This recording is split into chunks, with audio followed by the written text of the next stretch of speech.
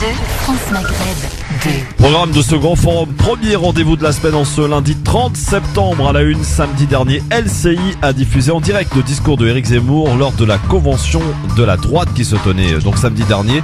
Les médias ont-ils une responsabilité quant à la propagation de ces appels à la haine? On en parle avec vous dans un instant au 01 40 33 9000 avec Nasser Lajili, Nassim Lachlache, et vous répondez à cette question sur Facebook France Maghreb 2, sur Twitter le grand forum FM2. Musique, invité à l'occasion de son concert le 4 octobre prochain, il fait escale sur France Maghreb 2 dans le grand forum. Atimamor répondra à nos questions quelques jours avant son concert donc au Doc Pullman le 4 octobre. Le zapping, les infos zappées et évidemment le quiz en fin d'émission. C'est donc parti jusque 18h sur France Maghreb 2, le grand forum.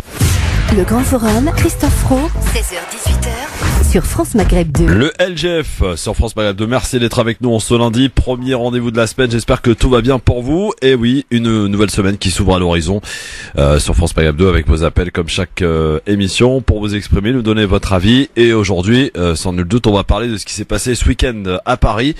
Non pas de l'hommage à Jacques Chirac évidemment qui s'est déroulé tout au long du week-end et qui s'est déroulé aujourd'hui en présence de plus de 80 chefs d'État, anciens ou ex-actuels chefs d'État. Nassim Lachlache, bonjour. Bonjour Christophe. Comment ça va? Ça va, très bien, merci. Alors attends, bouge pas, j'ai un problème avec ton micro. Qu'est-ce qui se passe? Vas-y, parle-moi dans ton micro. Mike. Vas-y. T'inquiète, c'est toujours un peu embêtant. Bon, alors c'est pas grave, on va y arriver. Ah oui d'accord, ok, il y a des petits malins qui se sont amusés. Voilà, c'est bon. Bonjour Nassim. Bonjour Christophe. Voilà, c'est mieux quand ça marche comme ça. Alors, comment ça va Nassim?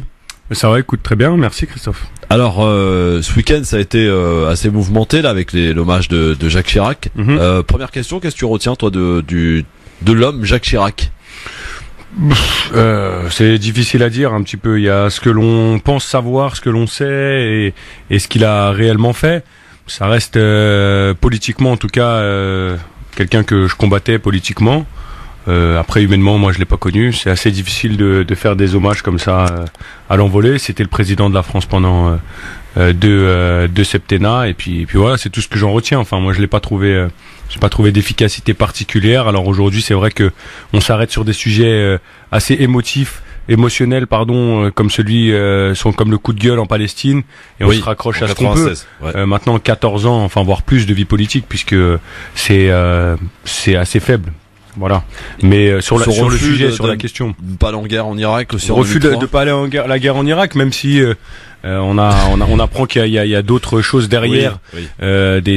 Notamment de l'argent donné aux États-Unis, etc. C'était une position qui me paraissait en son temps en tout cas courageuse et qui a donné raison à la France de ne pas s'aligner sur les États-Unis. Et c'est vrai qu'il avait un positionnement qui était assez différent de celui de Nicolas Sarkozy qui adulait complètement les États-Unis. Pro-atlantiste quand même. Voilà, vraiment pro. Oui. Et ce qui n'était pas le cas de Chirac et ça c'était plutôt appréciable. Donc on retient sa politique étrangère à ce niveau-là, mais il y a aussi tout le côté France-Afrique, tout le côté soutien de dictateurs africains. Voilà. Après, on a pour habitude en France, à tort ou à raison, on n'est pas là pour faire le débat, mais en tout cas de toujours glorifier quelqu'un qui est décédé et qui nous a quittés. Mais faut pas oublier quand même que c'était pas quelqu'un qui était aussi dans le social et dans la main tendue vers l'autre. Hein. Il s'est aussi enrichi à titre personnel. Avec nos impôts, c'était le premier président qui a été condamné. Faut pas oublier ces choses-là. Bon, je passerai sur le bruit et l'odeur que tout le monde connaît maintenant. Oui. Donc voilà. Enfin, c'était pas tout noir, pas tout blanc, mais c'était pas non plus tout blanc comme on veut nous le présenter. Alors tiens, dans les médias. Qu'est-ce que tu penses de la minute de silence qui a été observée dans toutes les écoles de France et dans les administrations à 15h cet après-midi? Je sais qu'il y a eu quelques réfractaires, notamment des profs, qui ont dit on le fera pas. Oui, ça peut être dérangeant, ce que je peux comprendre. Moi, j'aurais pas particulièrement eu envie de la faire, peut-être étant petit. Mais nous, on en a observé une lors de notre conseil municipal. Et ça me choque pas du tout que, en termes républicains, quand même, on a un ancien président de la République française. Il y en a pas 10 000 non plus dans la 5e. Donc c'est l'un des rares, voilà, pour le moment. Et ça me choque pas qu'on fasse une minute de silence et qu'on rende hommage à l'homme politique qui a quand même consacré aussi une partie de sa vie pour la France. Enfin, c'est un petit peu, tu sais, c'est un petit peu comme le débat de est-ce qu'on doit épiler les sourcils ou non dans la communauté musulmane. Voilà, pour moi, c'est un petit peu pareil. D'accord. Bon, très bien. On a bien compris en tout cas ton positionnement. 0 40 33 9000 évidemment pour nous appeler. On va parler de Zemmour. Parce qu'il y a eu un truc qui s'appelle la convention des droites, de la droite ou des droites. C'était ce week-end à Paris. C'était samedi dernier et LCI a diffusé en direct le discours de Éric Zemmour lors de la convention des droites qui se tenait donc samedi. Les médias ont-ils une responsabilité quant à la propagation de ces appels à la haine? Éric Zemmour, oui, je parle bien de lui, 1 heure durant, en direct à la télé. Il sera d'ailleurs de nouveau sur CNews pour participer entre chroniqueurs. Donc Éric Zemmour, malgré qu'il ait été condamné il y a pas longtemps, hein, pour des discriminations à la haine raciale, il est présent de plus en plus dans les médias. Aussi, Nassim, comment tu l'expliques?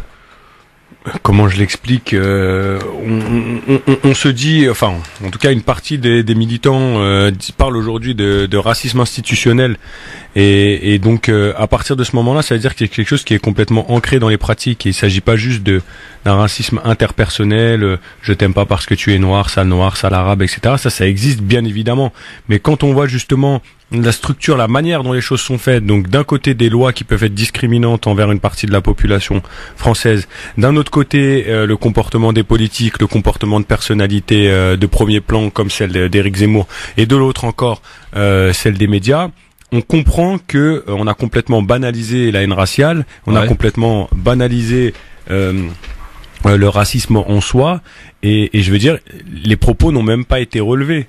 Non seulement ils ont été diffusés, mais à la limite, on aurait pu considérer que ça faisait partie du débat et qu'il fallait que ce soit entendu. Pourquoi, je ne sais pas, sachant qu'en plus Marion Maréchal Le Pen, elle veut plus qu'on l'appelle Le Pen. Hein. Oui, elle veut plus. Elle fait ce qu'elle veut. Elle s'appelle aussi Le Pen. En tout cas, c'est sa famille.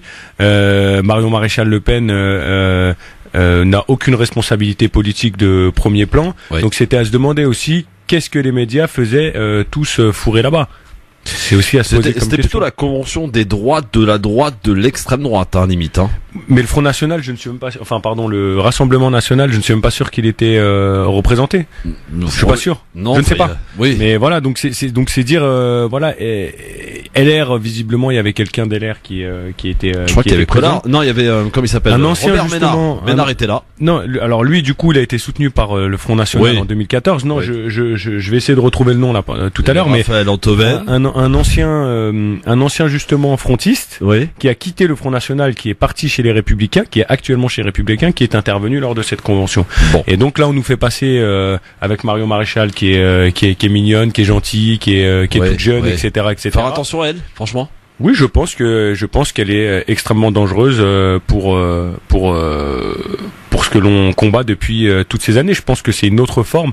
On avait le grand-père avec le grand-père borgne et tortionnaire d'Algérie. On avait la tante qui avait du mal à passer encore parce que c'était la fille d'eux. Et puis là, on sent qu'il y a un relâchement et que on est de manière on prend les choses de manière beaucoup plus légère. Donc aujourd'hui, quelqu'un de 32 ans puisse réunir autant de personnes avec autant de propos concentrés, je veux dire, c'est incroyable ce qui s'est dit. Je veux dire, si on a le temps de citer quelques propos qui ont été tenus lors de cette convention, c'est une réunion du Ku Klux Klan, mais qui est en plus rediffusée en direct. C'est ça et c'est ça le rôle. Et tu sais qu'il y a eu des téléspectateurs qui ont saisi le CSA et des journalistes de cette même chaîne LCI qui ont été extrêmement gênés, qui ont fait part de leur mécontentement quant à diffuser pendant 1 heure durant un samedi après-midi le discours de Zemmour en direct, qui a craché quoi, comme à son habitude en fait. Hein. Exactement, mais enfin, je veux dire là, je pense même qu'il va être de nouveau poursuivi pour ses propos, puisque ses propos incitent encore à la haine. Je veux dire, il a comparé, il a dit que je sais plus dans quel terme il a dit exactement, mais que le nazisme c'était rien du tout à côté des musulmans en France. Enfin, voilà, on va écouter un extrait si tu veux bien, juste un extrait de cette longue intervention en direct lors de la convention des droites. C'était samedi. Éric Zemmour. Discours de Éric. Hop, il est où Éric Zemmour? Il est là. Ouais, faut le chercher en même temps. Allez, on y va.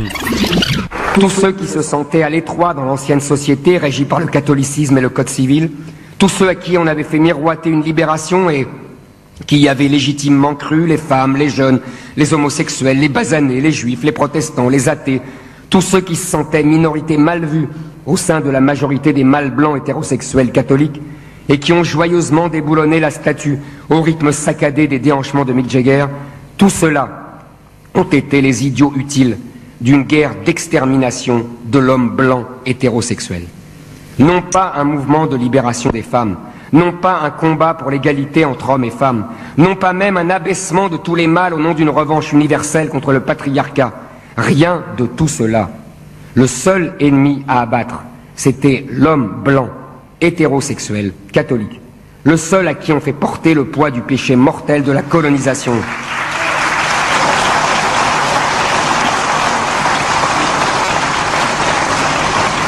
Le seul à qui on fait porter le poids du péché mortel de la colonisation, de l'esclavage, de la pédophilie, du capitalisme, du saccage de la planète. Le seul à qui on interdit les comportements les plus naturels de la virilité depuis la nuit des temps, au nom de la nécessaire lutte contre les préjugés de genre. Le seul à qui on arrache son rôle de père. Le seul qu'on transforme au mieux en seconde mère ou au pire en gamète. Le seul qu'on accuse de violence conjugale. Le seul qu'on balance comme un porc. On voue aux gémonies un Bernard Pivot parce qu'il évoque sa jeunesse éprise de jolie suédoise, et on pardonne tout aux rappeurs qui insultent et appellent au viol, voire au meurtre des femmes blanches.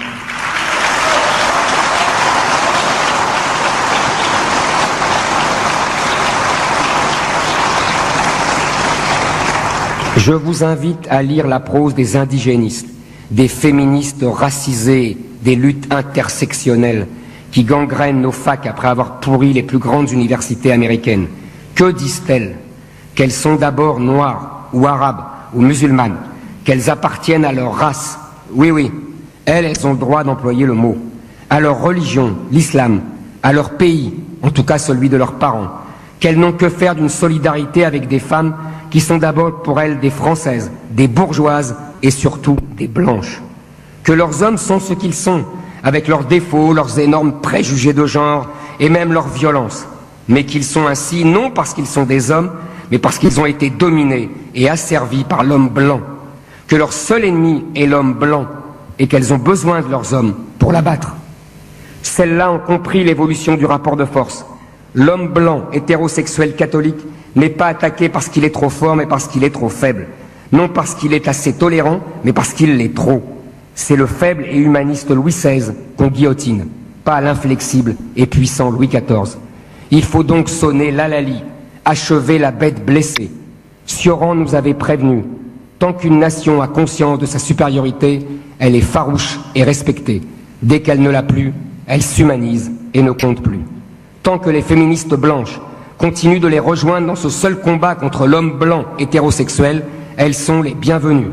De même, pour les mouvements homosexuels, LGBTQ et autres XYZ. Dès que tout cela ne veulent plus se cantonner à cette seule lutte à mort entre les races et les religions, ils redeviennent, tel le carrosse de Cendrillon redevenant citrouille, que des salles blanches bourgeoises. Formidable, exceptionnelle réussite. Nos progressistes, si brillants, si arrogants, si férus d'avenir et se souciant du passé comme de leur dernier iPhone, qui croyaient avoir dépassé le stade archaïque de la guerre des nations et de la guerre des classes, nous ont ramenés à la guerre des races et à la guerre des religions. Ils ont...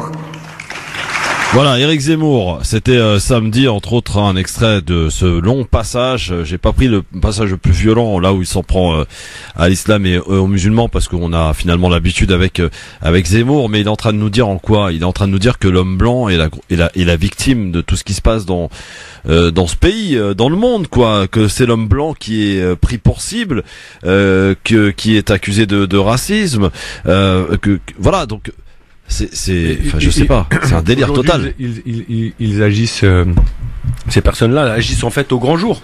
C'est ce qu'ils pensent depuis longtemps, et c'est ce qu'ils feront dans leur loi s'ils étaient au pouvoir. C'est à ça qu'il faut penser. Il s'agit pas juste d'un petit gueuleton entre des centaines de personnes un samedi après-midi. C'est pas juste ça. C'est un programme politique qui est en train d'être présenté. Ce sont des lignes. C'est une vision politique qui est en train d'être développée et qui est en train d'être mise sur le tapis. Donc moi, ce que je pense, c'est qu'il faut que les auditeurs, les auditrices, que nous-mêmes, les chroniqueurs, etc., on puisse discuter de ça et y réfléchir. Ouais. Quel est le danger? Y a-t-il danger ou non? Et si oui, quel serait-il? Puisque on a encore aujourd'hui des personnes issues de l'immigration post-coloniale, mais pas que, qui soutiennent ces gens-là. Je veux dire, Éric Zemmour reste une personne qui est en réalité maghrébine, de confession juive, alors pratiquant ou non, ça je ne sais pas, mais en tout cas il s'est rattaché à cette communauté-là, donc il pourrait être aussi, et il pourrait faire partie des gens ciblés en théorie par les politiques menées par les personnes comme Marion Maréchal Le Pen, sa tante et ainsi que son grand-père. Donc c'est assez risible de voir ces gens-là en plus se retourner contre eux-mêmes quelque part. C'est ce que je pense. Et donc c'est à ça qu'il faut réfléchir, je pense. Ouais. Il faut se poser la question de 01 40 33 9000. Fatima est avec nous. Bonsoir Fatima. Bonsoir Christophe, bonjour à vos invités. Ça Je vais commencer tout d'abord par dire à ceux que Zemmour choque. Alors je leur dis, engagez-vous, indignez-vous et engagez-vous. C'est la meilleure des réponses. Quant à Monsieur Zemmour, c'est une fourmi au milieu des éléphants, parce qu'il est porté par les médias. Et Monsieur Zemmour en veut pas à l'islam exactement. Il en veut à tout ce qui est étranger. Pourquoi? Parce que tant que c'était des femmes de ménage, c'était des balayeurs, c'était des gens à la mine, donc ça le dérangeait pas trop. Donc personne n'en parlait. Maintenant, vous allez à l'hôpital, vous avez une majorité de Maghrébins et d'Africains. Où vous allez, vous avez des gens de haut niveau, de grands professeurs. Et ça le dérange. Ça le dérange parce que c'est des gens qui peuvent demain, et pourquoi pas, être au pouvoir, et parce que lui, il n'est pas français de souche, à ce que je sache. Et donc, de quel droit il se permet de critiquer les Africains, les Maghrébins? Parce que c'est pas l'islam sans problème. Son problème, c'est qu'il y a un niveau qui est en train de se montrer, et donc ça lui plaît pas tellement. Mais les médias ne parlent pas de ces professeurs, de ces gens très cultivés. Ils nous ramènent 2 ou 3 voyous de banlieue ou quelque chose comme ça. Et donc, et pour eux, ça représente toute la communauté. Et ben moi, je dis non. Je dis ce n'est pas vrai, et qu'on le laisse, il faut pas s'en faire. Il faut le laisser végéter dans son venin. Et si vous me permettez, Christophe, allô? Oui, on vous écoute, Fatima. Si vous me permettez, ma mère disait une chose. C'est un arbre, un grand marronnier. Et il y a un oiseau qui a passé la nuit sur ce marronnier. Et le matin, l'oiseau a dit à l'arbre, « Oh, marronnier, excusez-moi, j'ai passé la nuit chez vous. » Alors l'arbre lui répond, « Je ne sais même pas sur quelle branche vous avez couché. » Donc, Zemmour, c'est ça. Je vous remercie. Merci Fatima. Bon après-midi à vous, ma chère Fatima. Je vous remercie pour votre émission et pour votre engagement. Au revoir. Avec grand plaisir. 01 40 33 9000. Nasser Lagili nous a rejoint. Salut mon Nasser. Salut Christophe. Salut aux auditeurs et auditrices. Et désolé pour le retard. J'ai été pris par dans les transports, bloqué dans les transports plutôt. Ah oui, bon, ouais. Ça arrive. Ça arrive. C'est à cause de Zemmour encore. Ah peut-être. Peut-être. On se pose la question avec Nassim, avec les amis auditrices auditeurs. Quant à son intervention sur LCI en direct, hein, c'était samedi dernier, d'où cette question aujourd'hui. Zemmour, donc lors de la convention des droites qui se tenait samedi dernier, les médias ont-ils une responsabilité quant à la propagation de ces appels à la haine? Lui qui a été condamné récemment pour discrimination raciale, c'était il y a pas longtemps, hein, il a été condamné définitivement. Est-ce que les médias ont une responsabilité, Nasser, quant à donner de la tribune à Éric Zemmour? C'est une question qui se pose même pas, effectivement. Ils ont une très très grosse responsabilité et ils alimentent plutôt, surtout. La situation déjà dans notre pays, elle est très compliquée. On constate que malheureusement les médias se servent de leur audimateur, des auditeurs et auditrices, bien évidemment, de leur chaîne de télé, pour alimenter et rajouter de l'huile sur le feu concernant l'islamophobie, concernant le racisme. Mais en même temps, il y a un truc qui me gêne, c'est que on a aussi en face de nous des personnes qui restent silencieux, parce que les attaques islamophobes ou les attaques racistes ne donnent pas l'opportunité à des organisations religieuses ou non à riposter face à ce qui se passe. Donc voilà, moi je considère que ils font tout simplement leur travail, c'est d'alimenter la haine Et je crains le pire dans les prochaines années parce que j'ai l'impression que tout le monde cautionne ce qui se passe. Et chacun devra prendre des responsabilités là-dessus. 01 40 33 9000. Je rappelle que vous pouvez évidemment nous appeler et répondre à cette question que l'on vous pose sur Zemmour aujourd'hui. Vous êtes 94% à dire oui, qu'il y a une responsabilité des médias sur Facebook France Maghreb 2. Sur Twitter, idem, vous votez sur le grand forum FM2. Et je crois que nous sommes avec nous Dounia, messieurs. Bonsoir Dounia. Bonsoir. Dounia. Une fois, deux fois, Dounia. Allez, parti Dounia. Qu'elle nous rappelle en tout cas, elle est la bienvenue. 01 40 33 9000. Est-ce qu'il faut avoir peur, comme le dit Nassim, sur l'avenir, avec ce genre de propos, avec ce genre de personnages qui s'illustrent à travers les médias? C'est ce que je disais du coup juste avant que Nasser arrive, c'est qu'en fait ce qui est inquiétant, c'est que ce week-end-là, c'est un programme politique qui a été présenté. En fait, c'est une vision de la société qui nous a été présentée. Donc les blancs d'un côté, les autres de l'autre, pour le coup. C'est même pas les blancs, les noirs, ou les blancs, les arabes, c'est les blancs d'un côté, les autres de l'autre côté. C'est une question où l'intolérance est de mise, puisque il met en avant l'hétérosexualité. Donc qu'importe les positions que les uns et les autres peuvent avoir, là on n'est pas en train de parler de théologie, on est en train de parler de d'humanité, d'une société en fait aujourd'hui dans laquelle on veut vivre. Et une société, moi en tout cas à titre personnel, c'est une société plurielle que je souhaite avoir et dans laquelle je souhaite grandir, faire grandir mes enfants et que ma famille puisse évoluer, etc. Donc après, peu importe ce que la personne aime pas, fait pas, si elle aime les carottes, si elle aime les navets, etc. Je veux dire, du moment où on discrimine quelqu'un qui aime les carottes parce qu'il aime les carottes, ça me pose énormément de problèmes. Après, on aurait pu discuter, peut-être qu'on aura ces débats au LGF sur la question de la bioéthique, etc. Mais c'est un autre débat. Mais on constate en tout cas dans le discours en lui-même, vraiment, il n'y a que de la haine. Et c'est pas une manière de parler, il n'y a que de la haine. Et c'est ça qui est inquiétant. Et là, je rejoins complètement ce qu'a dit Nasser.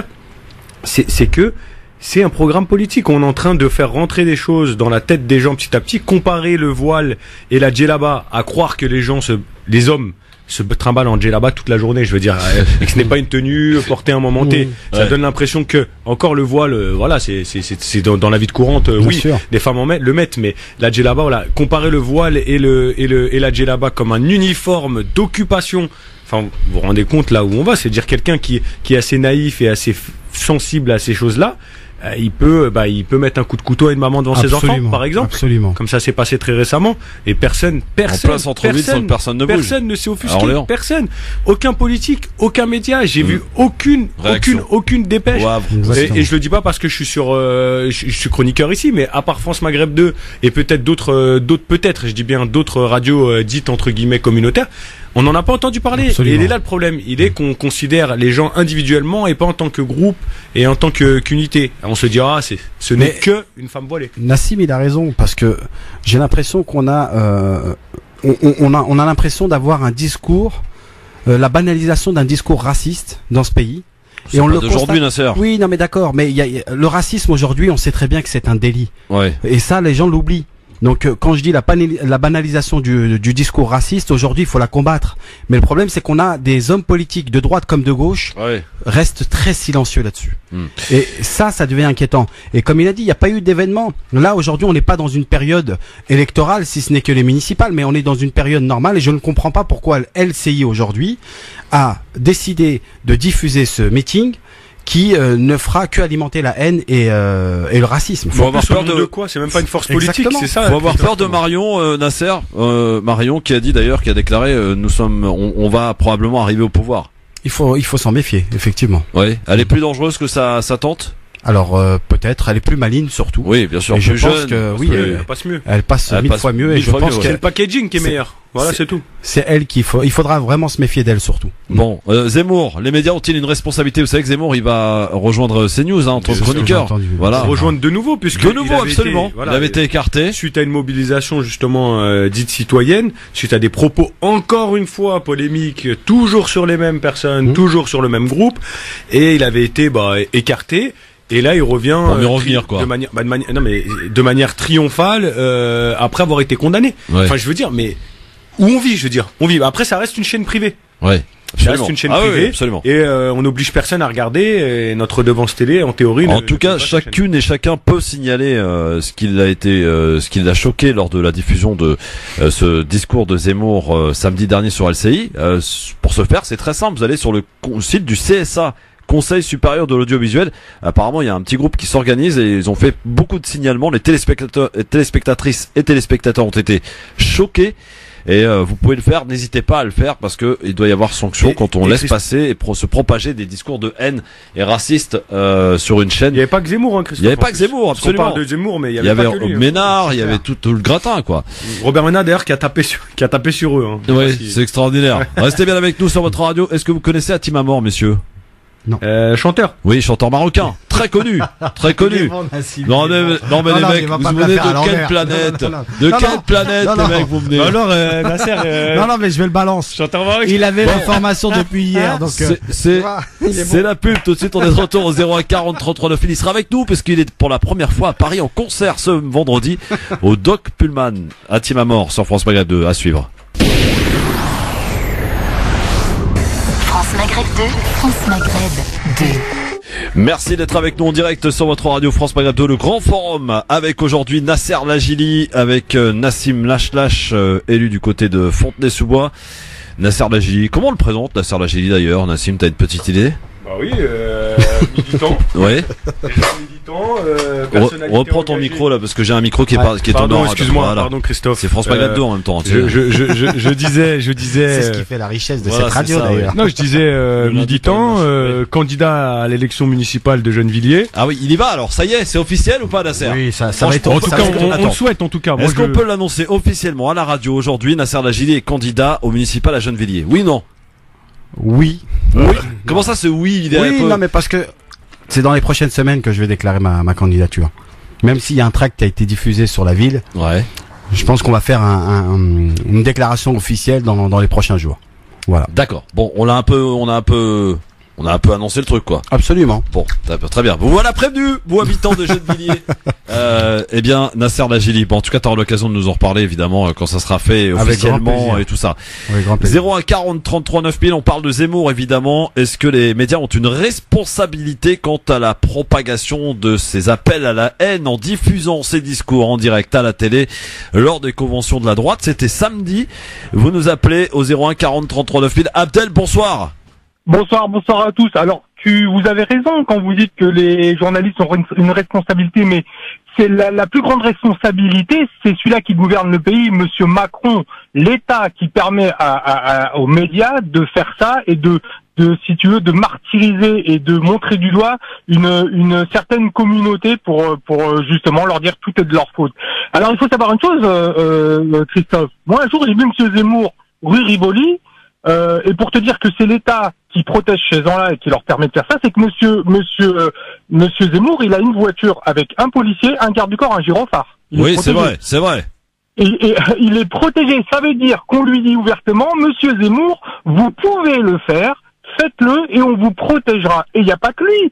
Tous ceux qui critiquent l'islam et les musulmans qui crachent dessus à longueur de journée sont protégés, il faut le savoir. Ils ont une voiture de fonction avec un gyrophare et 2 policiers pour les protéger. La plupart. Donc, c'est Monsieur Macron le responsable, c'est l'État français les responsables. Et c'est pour ça que le jour où je suis venu dans ta radio, si tu te rappelles, tu nous avais dit, voilà, Monsieur Mamie a vu Monsieur Macron et il a fait des selfies. Et moi, j'étais monté au créneau, je t'avais dit, mais Christophe, si un jour moi j'ai la chance de voir Monsieur Macron, je vais pas faire des selfies. Je vais lui dire, mais Monsieur Macron, qu'est-ce qui se passe dans notre pays? Pourquoi vous laissez faire ça? Pourquoi vous laissez vos journalistes cracher sur une population? Vous savez très bien ce que ça va ramener. Et tu m'avais dit, oui, mais Abdel, faut pas être agressif. Et il y avait une chroniqueuse qui était venue aussi, qui a dit, oui, Abdel, il est agressif. Faut pas parler comme ça, Macron. J'avais bien raison. Parce qu'il avait participé à une fête des musulmans. Je t'avais dit, Christophe, tout ça, c'est du blablabla. C'est du bluff. Macron, il laisse faire. Il sait ce qui se passe. On a un État qui sait exactement ce qui se passe, qui est ravi ce qu'on fait aux musulmans. Pourquoi? Pour qui? Je suis incapable de te le dire, mais c'est lui le responsable. C'est eux les responsables. Si Macron, demain, il veut que demain, on laisse la communauté musulmane, qu'on leur donne un maximum de respect et qu'on arrête de les insulter, Macron, il claque du doigt et tous les journalistes, ils se mettent au pas. Je te le dis tout de suite, je te le garantis. Si on fait ça dans ce pays, C'est parce que tu as un gouvernement et une loi et une justice qui leur dit vous pouvez le faire. Bon. Uniquement. Et si vous le faites, si je peux rebondir. Oui, Ouais, vas-y, je disais Abdel, Nassim. Ouais, c'est Abdel la personne. Oui, c'est Abdel, ouais. Bonjour Abdel. Juste pour rebondir, c'est vrai qu'aussi si Macron il laisse faire tout ce qui se passe, c'est que c'est dans son intérêt, puisqu'en fait son premier opposant c'est en tout cas il le présente comme tel, c'est l'extrême droite, parce qu'il sait qu'il y a quand même aujourd'hui une majorité de personnes qui sont pas prêts à mettre au pouvoir l'extrême droite. Donc il fait un peu la technique du PS. C'est-à-dire qu'il laisse monter l'extrême droite et les extrêmes de manière générale, et puis lui, il vient un petit peu au milieu de tout ça pour passer pour le sauveur. Là, c'est stratégie très classique, PS. Hein. Mais ça met en danger quand même ça met en danger une certaine communauté. Il y a des femmes voilées qui sont agressées, qui sont bien sûr, évidemment. Les musulmans sont en train de subir, peut-être pas aussi violemment que les juifs il y a plus de 70 ans, mais les musulmans sont en train de subir en France ce que subissaient les juifs. On les monte du doigt, on leur dit regardez comment ils font, regardez comment ils mangent, regardez ce qu'ils font, on met des trucs sur les mosquées, alors avant on écrivait sur les boutiques juives. C'est exactement la même chose, la seule différence c'est que c'est avec Internet et avec un discours beaucoup plus évolué. Merci Abdel pour ton appel, pour ton avis en tout cas. À très bientôt. 01 40 33 9000. On continuera d'en parler évidemment. D'ailleurs, on lisait un article, Nassim, il y a pas longtemps là, que LCI reconnaît à demi-mot d'avoir laissé justement s'exprimer. J'ai lu ça quelque part aussi, même dans le Parisien apparemment. Que admet à demi-mot une erreur après la diffusion du discours. Du discours islamophobe, hein, c'est marqué. Non, alors ça c'est dans l'article en lui-même du Monde, donc de confrères. Hein. Il parle d'un discours xénophobe directement dès la première ligne. Donc c'est-à-dire que c'est quand même bon, ça c'est quand même un bon point, c'est que c'est reconnu en tout cas comme tel, comme un discours xénophobe, raciste, etc. C'est déjà quand même une avancée pour nuancer un petit peu tout ce qu'on a pu dire au début de notre échange. Le mal est fait. Le mal est fait, absolument. Eh bien, écoutez, on en reparlera probablement tout à l'heure dans le zapping sur France Maghreb 2, parce que évidemment ça s'exprime beaucoup et ça réagit beaucoup suite à ce discours de Zemmour. Mais pour l'heure, un peu de musique, mes amis, puisqu'il est avec nous, arrivé dans nos studios. Il sera de passage à Paris pour la première fois, pour un premier concert au Doc Pullman. C'est vendredi 4 octobre. Monsieur Hatim Amor, le grand artiste marocain, est avec nous dans un instant sur France Maghreb 2.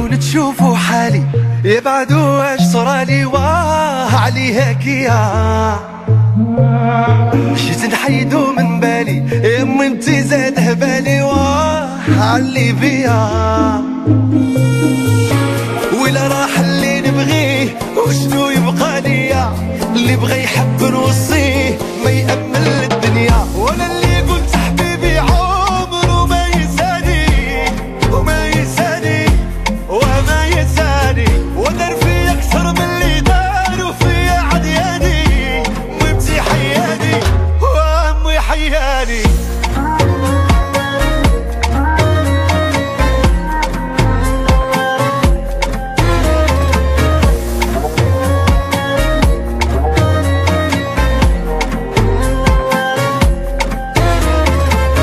مدر بحساب العشرة خلاها فيها حسرة وايلي على مكتوبي كيف يجي يوم ونبره نمحيه من بالي في مرة وما يبقاش محبوبي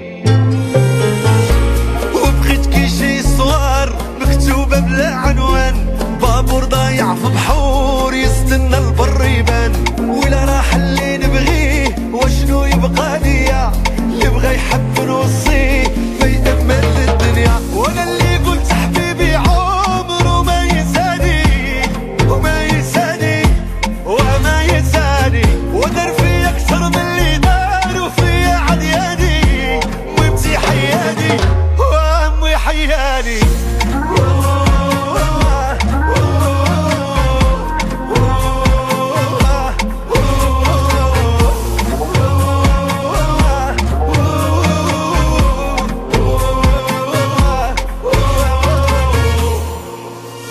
كون غير في دي حيلة نخمم كل ليلة عايش بين الحيرة والشوق يلي وانت عليا بعيدة بعيدة راني من بعدك مخنوق ولا اللي قلت حبيبي عمره ما يساني وما يساني وما يساني ودار في أكثر من اللي داروا في عدياني وابتي حياني وأمي حياني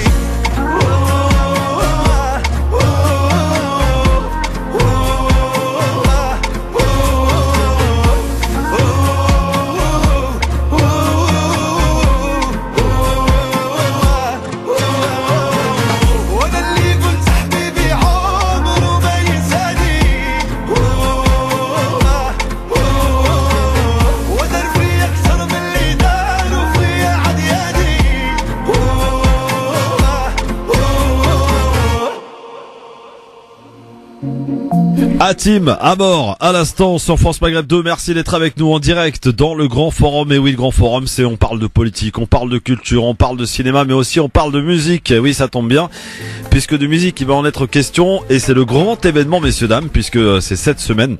Et pour la première fois en France, au Doc Pullman, c'est ce vendredi 4 octobre. Monsieur Hatim Amor, vous savez, celui qui fait des millions de vues sur YouTube. Hatim Amor, bonjour, salam alaikum. Bonjour Christophe. Comment ça va? Alhamdoulilah, très très bien. Je suis très heureux de vous voir parce que depuis le temps que j'entends parler de vous, vous êtes très présent sur les réseaux sociaux. Dites-moi Hatim Amor, première question, comment tout a commencé, ce succès fulgurant sur les réseaux sociaux? Ça a commencé comment Hatim Amor? اولا السلام عليكم. كنقول كاع المستمعين ديال فرانس مغرب انا فرحان بزاف انني حاضر اليوم في باريس وكنوجد الحفل لاول مره غيكون ان شاء الله في دوك بولمان. Voilà, donc Hatim, il remercie d'abord les auditeurs de France Maghreb 2 et puis voilà, il se prépare pour son premier concert à Paris, c'est la première fois et puis il est content d'être parmi vous. Eh ben merci d'ailleurs, bonjour Anan, j'ai oublié de vous saluer quand même, hein, la traductrice quand même. Vous parlez, Hatim Amor, vous parlez un peu français? Oui, je parle mais j'aimerais bien parler en arabe. C'est pour ça Vous vous sentez plus à l'aise en arabe? Oui. D'accord, oui, bien sûr, il n'y a pas de souci. Ici, vous savez, on fait ce qu'on veut, il n'y a pas de problème. En tout cas, Hatim Amor, comment a commencé ce succès assez fulgurant? Aujourd'hui, vous êtes quand même un artiste ultra reconnu au Maroc. Comment ça a commencé? Expliquez-nous un petit peu comment ça a commencé. اولا بدات المشوار ديالي بدا يعني بالمشاركه ديالي في واحد البرنامج هذه 15 سنه اللي هو برنامج ديال اكتشاف المواهب. من ثم بدات من 2005 بدات يعني القصه الاحترافيه ديالي وبديت كنصاوب دي سينجل اغاني ومن ثم الحمد لله قدرت نوصل لقلوب الناس في المغرب وخارج المغرب. Voilà, donc Hatim explique que son parcours a commencé à partir de 2005. En fait, réellement, il a commencé à découvrir le public dans une émission de découverte de jeunes talents de stars marocaines. Ouais, voilà. Ouais. Et puis, il a commencé à enregistrer ses singles, ses chansons, et le parcours a commencé à partir de ce moment-là. Est-ce que c'est une passion depuis tout petit d'être chanteur? Exactement. بدات المشوار ديالي يعني كموهبه من الاج دو 16 بديت كنتعلم الايقاع والاورغ ولكن ما بديت نكتشف راسي انني كنغني مزيان حتى وصلت لاج ديال 20 عام. Alors, donc il raconte en fait un petit peu son histoire. Il dit que ça a commencé à l'âge de 16 ans. Il a commencé à jouer ses premiers instrus. Et puis tu jouais sur l'orgue, c'est ça? La guitare et l'orgue et le percussion. Moi j'ai compris aussi l'orgue. Hein, ouais, voilà, je parle pas l'arabe, mais voilà. Chouïa. Hatim, franchement aujourd'hui là, tu es au sommet de ton succès. Ça va, t'arrives à gérer quand même à garder justement ce lien avec ta famille, avec tes proches. الحمد لله انا محظوظ بزاف لان المديره ديال الاعمال ديالي هي الزوجه ديالي وحنا كنحافظوا على ليكيليبر يعني ما بين الموسيقى وما بين الحياه ديال الاسره ديالي. انا محظوظ بانني معايا الزوجه ديالي في جنبي. Donc en fait, il dit que son manager c'est son épouse. Ah oui, c'est pratique. Voilà. Donc ils arrivent un petit peu à équilibrer entre vie professionnelle et vie privée, vu qu'ils font tout ensemble. Et puis il y a un équilibre en fait familial et professionnel dans ce sens-là. Alors là, on m'a dit que les chansons, parce que je ne parle pas l'arabe, mais on m'a dit que les chansons s'adressent particulièrement aux femmes. C'est vrai, Hatim Amor? Oui, c'est vrai. Oui. Ouais. Elle est pas trop jalouse, madame, ça va? بالعكس هي اللي كتعاونني على باش نكون قريب دائما من لي فان ديالي ولا شي نهار ما سولوش فيها لي فان هي اللي كتقلق. Voilà, donc il dit en fait que sa femme c'est sa source d'inspiration. Ah, c'est vraiment beau. oui, vraiment magnifique. Elle l'aide beaucoup, ça le pousse à donner énormément à ce niveau-là et puis effectivement, ses chansons sont en général pour les femmes. Ouais. J'ai vu qu'il y a eu quand même pas mal de rencontres et de collaborations, de duos à Hatim Amor avec Enrique Iglesias notamment. Yes. Est-ce que là on va monter d'un cran au-dessus, peut-être de futurs duos que tu pourrais nous donner là aujourd'hui sur France Maghreb 2, Hatim Amor? اولا انا فرحان بالتعامل ديالي مع انريكي إغليسياس والمنتج العالمي رضوان وكاينين بزاف ديال العروض جايين ان شاء الله افيك دي غروند ستار في العالم نخليهم مفاجاه. Voilà, donc il dit en fait qu'il était très content de collaborer avec Enrique Iglesias, avec Redouane et d'autres. Ouais. Et puis il y aura d'autres surprises que le public découvrira au fur et à mesure dans le futur. Il veut pas tout dévoiler aujourd'hui. Bien entendu, il en garde un petit peu pour la suite, ça fera l'occasion de revenir à Timamor. Mais musicalement, où est-ce qu'on peut te ranger, je vais dire musicalement? Quel est ton style aujourd'hui? Comment on le définit? تقريبا انا المغني ماشي الوحيد وانما اللي من هذه 14 سنه ولو ستيل ديالي كيتبدل كل عام يعني نقدر نقول بوب ماروكان غنيت الار ام بي الشعبي مودرن يعني كاع لي ستيل كندور معاهم يعني. En fait, Hatim Amour dit que c'est un mélange de styles, de pop, de musique pop, de R&B, de classique. C'est du chabi aussi, mais c'est la musique moderne marocaine en fait. Ouais, c'est vraiment moderne, un mélange de tout ça. Voilà. Hatim Amour, donc premier concert en France, c'est ça, hein? C'est ça. Ce vendredi. Comment on sent à 4 jours de sa rencontre avec son public français? انا فرحان بزاف و ميم طون ستريسي ما بقاش بزاف ما بقاش بزاف على لو كونسير. كنتمنى ان شاء الله الجمهور المغاربي والعربي يكون حاضر في دوك بولمان نهار الجمعه ان شاء الله. Il est très heureux de faire son premier concert à Paris. Il est un tout petit peu stressé, c'est vrai Hatim? Ouais. Et puis voilà, donc il attend un public arabe, il attend tout le monde le jour de son concert. C'est vrai que c'est à quelques jours du jour J, voilà. Ouais. C'est le 4 octobre. C'est le 4 octobre. Au Doc Pullman, c'est une très belle salle en plus, hein, très sympa. Ouais, les bienvenus. T'as eu l'occasion d'aller la voir ou pas encore? Tu as eu l'occasion, شفتي la salle ou la لا مازال. Donc il n'a pas encore il n'a pas encore pris ses repères, hein, voilà. À Timamor, mais en tout cas, sans nul doute, il vous fera danser. On va quoi? Danser, on va faire le show. S'enjailler, voilà. Ouais. On va s'enjailler avec Timamor. Il y aura des invités, j'ai vu Saïd Senhaji aussi parmi les invités, c'est ça? Senhaji? Oui. Saïd Senhaji. سعيد اوكي. سعيد غيكون معايا سعيد وغيكون معايا دي جي كيم وغيكونوا بزاف ديال لي جيست ان شاء الله يكونوا مفاجاه للجمهور. DJ Kim sera là aussi. Ouais. Ah bah dites donc, hein, vous l'avez rencontré ce matin d'ailleurs. Voilà, DJ Kim il va présenter la soirée, le spectacle et puis il y aura Saïd Senhaji en première partie et c'est le concert de Hatim Amour en principe. Ouais. Qu'est-ce qu'on peut te souhaiter de mieux là pour la suite à Timamor? Donc il y a ce concert à Paris, je suppose que c'est pas le dernier, c'est le premier mais pas le dernier. Inch'Allah, bien entendu.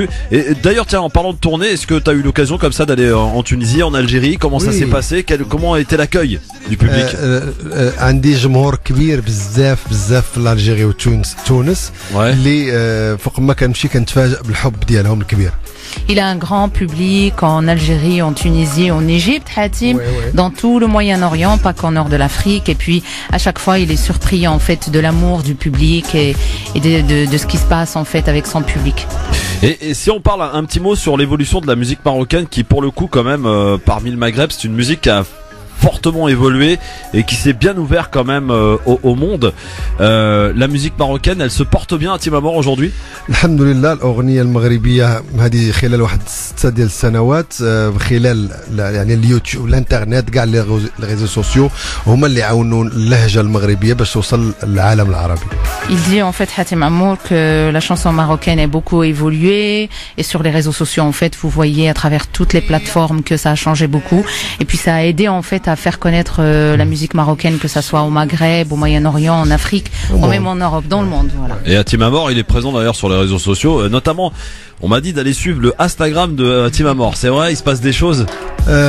Oui. ما كرهش كل شيء يتابعني même les Français. Hatim HATIM A2MOR. مرحبا بكم كاملين. Il a envie. Oui. Je traduis cette petite phrase. Il a envie que tout le monde soit en contact avec lui sur Instagram particulièrement. Hatim Amour. Le nom c'est HATIM A2MOR. Hatim Amour tout simplement. Voilà. Sur Instagram. Est-ce que tu vas justement sur Instagram faire profiter à ceux qui te suivent un peu les préparations, les coulisses du concert de vendredi? Ouais. Oui, يكون كل شيء قاعد تقريبا من نهار حطيت رجلي في باريس حتى غنمشي من باريس. Il y aura tous les détails sur Instagram dans les stories de Hatim Amour à partir du premier moment où il est, je pense depuis hier. Oui. C'est ça, depuis hier qu'il est sur Paris et puis il aura tous les détails sur son Instagram. Bon, en tout cas, j'espère que le temps va s'arranger. Hein. T'as vu qu'il fait froid en France, à Timamor, hein par rapport au Maroc. Un petit peu, oui. Oui, un petit peu. Ouais. Vous êtes arrivé avec la pluie et tout ça.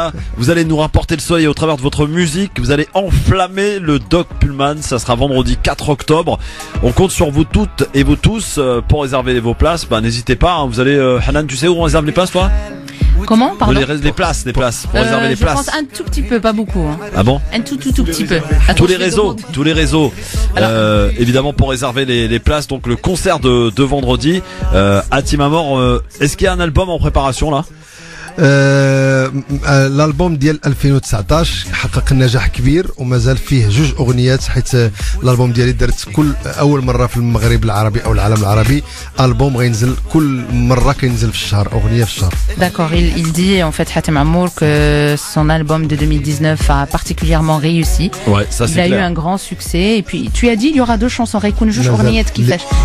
اللي هما باقيين في الالبوم ماشي كمل يعني جوج الاغنيات اللي مازال ما نزلتش غتسجلهم مستقبلا. لا هما مسجلين واجدين خاص غير الوقت بيان سور انا عطلتهم على قبل بسبب ديال المرض ديال الزوجه ديالي قريبا يكمل الالبوم بزوج الاغنيات. Donc il reste en fait que deux chansons à faire à sortir dans son album 2019, il sera complet et le public découvrira les deux dernières chansons en fait très bientôt. J'insiste un peu sur les éventuels duos à venir. Est-ce que ça sera plus des duos avec des grands chanteurs de la chanson arabe ou éventuellement à l'international? j'ai un duo avec عندي فيوتشرينج مع نجم كبير في الخليج العربي وعندي un duo مع فنان عالمي قريبا ان شاء الله. Alors deux informations, oui. Deux petites informations. Un duo avec une star en fait du golf. D'accord. Très connue. Ouais. Et un autre en fait avec une star mondiale, internationale, qu'il dévoilera dans le futur, mais pas maintenant. Pas maintenant. En tout cas, ça se profile bien hein, pour Hatem Amour. Là, t'es au sommet, Hatem. Hein. Tout va bien. Ça se passe, alhamdoulilah, sur YouTube. C'est quoi, des records de vues, hein, je crois, hein, des millions de vues sur YouTube. Oui, alhamdoulilah. Bon. Ouais. Eh ben, écoute, on te souhaite en tout cas le meilleur, Hatem Amour, et surtout, promets-nous aujourd'hui sur France Maghreb 2 de mettre le feu au Doc Pullman ce vendredi pour tous ceux qui vont venir te voir, t'applaudir, apprécier ta musique, ton show avec Saïd Senhaji en première partie. Ça va être le feu, tu nous le promets aujourd'hui. Oui, بغيت نقول كلمة واحدة هو كاع الناس اللي بغاو ياخذوا لي تيكي يطابيو في جوجل حاتم عمور اند جيست ولا حاتم عمور باغي غيطلع لهم لو لين ديال. Voilà, sur Google, vous tapez, vous allez voir sur Google, c'est très simple, il y a tout ce qu'il faut hein, sur Google, c'est magique, c'est magnifique. Et deux liens, oui. C'est hatimamour.guest. D'accord. And guest. Hatem Amour and guest pour. Ou bien Hatem Amour Paris. Ou bien Hatem Amour Paris. Et rendez-vous donc ce vendredi pour le grand concert à Timamor. Qu'est-ce qu'on peut te souhaiter là pour ce concert, évidemment un bon concert, mais pour la suite là, franchement, pour la suite de ta carrière, comment tu l'envisages? Est-ce que tu poursuivras sur la même lancée ou est-ce que tu peut-être entameras, j'allais dire, un nouvel axe, un nouvel angle dans ta musique, dans tes chansons? ما فهمتش السؤال مزيان ما كنتش. Oui, il faut traduire la question peut-être. واش لا كارير ديالك مستقبلا كتشوفها غتختلف او لا غتبدا ربما مرحله جديده في الاغنيه؟ وي كنشوف ان اللي جاي ما غيكونش بحال اللي فات. انا دائما كنبغي التغيير واللي جاي ان شاء الله يكون مفاجئ للجمهور ديالي في العالم العربي. Alors ces prochaines chansons seront différentes, ça sera des surprises, ça ne sera pas l'ancien style. Il a toujours en fait changé de style, donc ça sera sûrement quelque chose de nouveau. Bon, en tout cas, ça promet et Hatem Amour nous réserve toujours des surprises. Hein, si j'ai bien compris, c'est l'homme aux surprises, Hatem Amour. Magnifique, rendez-vous pour les surprises donc parce qu'il y en aura beaucoup ce vendredi au Doc Pullman, donc c'est à Paris pour la première fois à Paris. Pourquoi avoir attendu si longtemps, Hatem Amour, pour venir à Paris? ماشي اول مره غنجي لباري. درت دي سواغي صغار ولكن ماشي دي كونسير. انا كنسمي هاد الخطوه هذه هي اول مره يعني حفل احترافي في باريس.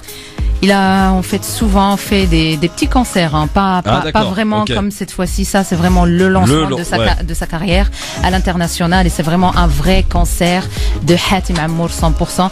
Avant, il a fait des petites apparitions en fait sur Paris, mais pas vraiment officielles comme celle-ci. Est-ce qu'il y a d'autres tournées justement en Europe, aux États-Unis, à l'international peut-être? درت جولات في امريكا ولكن اوروبا ما عمري درتها. غادي تبدا الافتتاح ديال الجوله من نجاح اول الحفل اللي هو ديال الجمعه ان شاء الله. Voilà, c'est le début de sa tournée européenne en fait cette semaine dans son premier concert. D'accord, donc après c'est plusieurs pays qui vont être traversés. Inch'Allah, en tout cas, le meilleur pour toi, Tim Amor, en tout cas. Merci d'être venu nous voir ici sur France Maghreb 2. Je dois te libérer parce que tu as un emploi du temps hyper chargé. Tu seras de retour, je crois, mercredi sur France Maghreb 2 avec un autre animateur qui s'appelle Medjed. Alors, il va bien te recevoir. Tu vas bien rigoler. Merci beaucoup à Tim et rendez-vous donc ce vendredi au Doc Pullman pour le grand concert à ne pas louper, le premier grand concert de Hatim Amor sur scène. Merci, à très vite. Shukran lik, merci. Merci Hanan.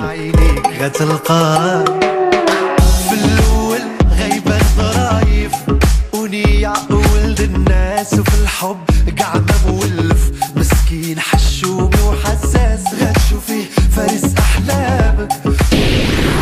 Le grand forum sur France Maghreb 2 avec Nasser Laji, avec Nassim Lach. Il y avait du monde, dites donc, hein. Vous avez vu, pour un artiste. C'était blindé. Wow. T'as vu, ça fait 2 na. Nasser, Nassim, Nana. Oui, Nana. Nana. Bon, c'est bien, dans cette émission, il peut se passer absolument, vous savez que ça a failli être chaud, hein. La traductrice, elle arrive en retard et tout. Ouais. Non, on vous donne les coulisses aussi, hein, à la radio. C'est important que vous sachiez comment ça se passe. C'est ce que je disais en début d'émission, c'est ce qui fait la richesse de cette radio. C'est que tout est improvisé à la dernière seconde parfois. En tout cas, il a un staff. Ouais, un staff impressionnant. Un vrai staff. C'était intéressant. Ouais. On a découvert un bel artiste. Quelqu'un qui a. Ah, mais je pensais que tu connaissais l'artiste. Non, mais je connaissais pas. Je te renvoie là-bas. Sa taille. Non, en tout cas, faut dire la vérité. C'est une très belle personne qui est venue, qui s'est présentée devant nous et voilà, il a parlé de manière très humble, etc. Ça fait plaisir de. Oui. Puis sympa la traductrice aussi. Hein. Nickel, ouais, franchement, professionnel et trop. Bah oui, c'est une journaliste, une vraie quoi. C'est vrai. Bon, voilà, on retourne à nos moutons, nous, hein. On était en train de parler de Zemmour, on peut continuer d'en parler un petit peu, si vous le voulez, au 01 40 33 9000 avec cette question. Le discours d'Éric Zemmour lors de la convention des droites qui se tenait samedi dernier. Les médias ont-ils une responsabilité quant à la propagation de ces appels à la haine, lui qui a été condamné d'ailleurs de manière définitive il y a pas longtemps. Eh bien, vous êtes 94% à dire oui, qu'effectivement les médias ont une responsabilité. LCI reconnaît à demi-mot une maladresse. Hein, c'est ce qu'on peut lire dans le journal Le Monde, cher Nassim. Tout à fait. Eh bien, voilà. 01 40 33 9000 pour nous donner un petit peu votre avis au 01 40 33 9000 avant de passer au zapping, avant de passer aux infos zappées et avant de passer au quiz. Oui. Je préviens, il y a Philippe autour de la table, il joue pas aujourd'hui. Son micro il marche pas de toute façon. Son micro il marche pas. Non, il marche plus. Non, mais c'est France Maghreb, mon vieux. Les micros tombent en rade. Parce que moi, on m'a toujours parlé de l'hospitalité des Maghrébins, et donc aujourd'hui, je demande l'asile quiz parce que je me suis fait arnaquer plein de fois, et donc j'ai un déficit. Non, pas plein de fois. Si. Non. Si. 3 fois exactement. Bon, ça va mon Fifi? Ça va très bien. Alhamdoulilah. Écoute, c'est incroyable. Mais c'est un artiste international marocain. Vous savez qu'il a chanté avec Enrique Iglesias. Ah oui, c'est quand même non mais vraiment. Ah, vous êtes trop fort, France Maghreb 2. Alors, on va prendre un appel au standard 01 40 33 9000. Je rappelle d'ailleurs que Hatim Amor sera en concert donc au Doc Pullman. Je connais pas cette salle. Vous connaissez vous? Jamais été. Sympa. Ouais. Petit, grand. Elle peut accueillir pas loin de 2005 à 3000 personnes debout. Ah oui, quand même. D'accord. Ouais. Enfin, bien tassé, mais sinon on pourrait être bien à 2000. On organise souvent, je sais pas si tu te rappelles, Sheria Sereti. Oui. Ah voilà. Oui, j'ai déjà été. C'est où? C'est souvent au Doc Pullman. Non, au Doc Pullman. Doc Pullman. Au Doc Pullman. Les 2 derniers, ça s'est fait là-bas. Il y a plein d'événements. Sinon, t'avais Gims au Stade de France samedi. Hein. Ouais. C'était blindé. Hein. C'était énorme. Blindé. Bravo. Vous avez vu Nassim? Gims? Non, en fait, Nassim et Nasser, vous vivez sur quelle planète, les gars? Non, j'ai vu, je sais qu'il faisait, Nasser, dans je sais une qu'il fait son planète en concert pleine et campagne électorale, donc. Ouais, mais d'accord, mais justement, c'est important d'être au courant de ce qui se passe. C'est pas mon artiste favori, mais c'est intéressant. Toi, t'es à l'ancienne, toi. Tant que les gens ils kiffent, c'est le plus important. Et ses messages, tout ça, toi. Bah, je préfère à la limite. Non, mais il envoie pas de mauvais messages. Gims, c'est quand même soit lui, Black M, etc. Sa génération, c'est des messages qui sont assez. Black M. Donc il y a pas forcément de. Enfin, ça va quoi, c'est plutôt cool. Donc si les gens kiffent, j'espère qu'il y a 72 000 personnes qui ont kiffé visiblement. Ça s'est mortel. Voilà. Mortel autant que Johnny Hallyday. Chacun a sa génération. C'est ça. Voilà. Allô, bonjour. Qui est avec nous? Oui, allô, bonjour. Bonjour monsieur. Quel est votre prénom? Mohamed. Salut Mohamed, ça va? Tu sors de la sieste ou quoi? C'est comment, Mohamed, là? Non, c'est ma manière de parler. Ah, d'accord. Tu nous appelles d'où, Mohamed? Comment? Tu nous appelles d'où? J'appelle de Melun, je sais pas si... Ah, Melun, bah attends, je connais que bien. c'est un peu loin, c'est pour ça. 7-7 Melun. Bon, Mohamed, qu'est-ce qui se passe? On t'écoute, mon ami. Bah, en fait, c'était hyper rapide ce que je voulais dire, c'est que par rapport à Zemmour, enfin, je pense que personne ne le prend au sérieux, ça sert à rien d'en parler. Il en fait tellement trop qu'il est cramé à des kilomètres. Je pense que personne ne le prend au sérieux.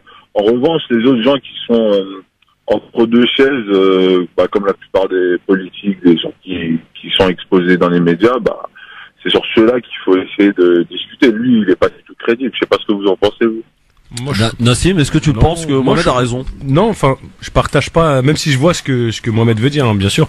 Moi, je pense que, en termes de crédibilité, enfin, il cartonne avec ses livres. Il les vend. Il fait carnage. Il cartonne dans les médias. Il est invité partout, etc. C'est que vraiment, il y a des gens qui veulent l'écouter. Je veux dire, je suis sûr que s'il faisait un appel à manifestation, il réunirait du monde. Alors, il réunirait peut-être pas 10 000 personnes, mais il réunirait du monde.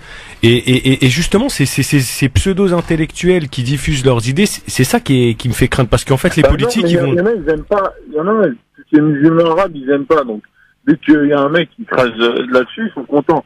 Mais ils savent très bien qu'au fond, il va trop loin. Et qu'en fait, il dit vraiment n'importe quoi. Vous voyez ce que je veux dire? Oui, ce que je veux dire, c'est que les gens, ça leur fait plaisir de lire ce qu'il dit, mais après, je sais pas s'ils trouvent ça pertinent au fond d'eux. Ça leur fait, je comprends, ça leur fait peut-être du bien que quelqu'un dise qu'il pense au fond d'eux, une partie des Français. Mais derrière, il y a des politiques de premier plan qui vont puiser à l'intérieur de ce qu'il dit des éléments de programme pour derrière les mettre en... Et je parle pas que du Front National, là, attention, hein, de gauche et de droite, et y compris de gauche. De toute façon, il y a vraiment, pour moi, il y a pas vraiment de gauche de droite. Hein. Mais ce que je voulais dire sur ces questions, oui, effectivement. Lui, il a beaucoup de belles joueurs, c'est-à-dire au niveau joueurs, il est fort. Il va dire les mots, voilà, qui piquent un peu les musulmans et les mots qui font du bien à tout le monde. Mais est-ce que lui, lui-même, il les trouve pas pertinents? Enfin, je veux dire, Tarek Ramadan, de ce qui était sorti, c'était qu'il s'est changé des amicalités par texto, parce qu'ils savent très bien l'un l'autre que Éric Zemmour, c'est juste un rigolo qui est là, qui dit des mots pour plaire à tout le monde, mais en vrai... Mais Mohamed, je pense qu'il faut pas sous-estimer Zemmour. Je pense qu'il a beaucoup de monde derrière, beaucoup de gens le suivent. Et après, voilà, c'est à nous aussi de faire la démarche. Vous avez été sollicité par le RN, je crois, hein? Oui, bien sûr. Non, par la droite, bien sûr, par la droite, oui, c'était... comment il s'appelle, l'ancien secrétaire national Wauquiez, exactement. Ça m'étonne pas. Donc voilà, ça m'étonne pas. Donc faut pas le prendre à la légère. Je pense qu'il y a beaucoup de gens qui adhèrent à ce qu'il dit. Et voilà. Puis il va être embauché par CNews, il intervient régulièrement dans les médias, donc c'est quelqu'un quand même qu'on prend suffisamment au sérieux pour lui accorder du crédit quand même. Absolument. Mais non, mais les médias, on est bien. C'est pas parce qu'un mec. Ah, bah là tu vois. Un mec qui parle sur CNews, c'est pas un mec sérieux du tout. Ça veut pas dire que c'est un mec sérieux, c'est pas du tout valorisant. Ah, ils ont un audimat aussi qui faut non, pas mais ils ont sous-estimer. l'audimat. Quand t'invites Zemmour, avec Yacine Bellatar pour faire un débat, t'es sûr d'avoir de l'audience, mon frère. C'est comme ça que ça marche. Bah, en tout cas. Est-ce que tu serais favorable, tiens, qu'on l'invite à France Maghreb 2, Mohamed? Ouais, invitez-le, ça me ferait super rire. Parce que c'est plus un guignolo pour moi, ce mec, plutôt qu'un mec sérieux. Moi, il va me faire rire. Moi, j'aime bien rire. C'est-à-dire qu'il cherche des youtubeurs. Donc tu veux qu'on se marre, on va inviter le comique Éric Zemmour. Ouais, voilà. Bon, ok, Mohamed. Bah écoute, pourquoi pas, nous on invite tout le monde, y a pas de souci. Merci Mohamed en tout cas. Je vous en prie, allez, salut. À très vite, 01 40 33 9000.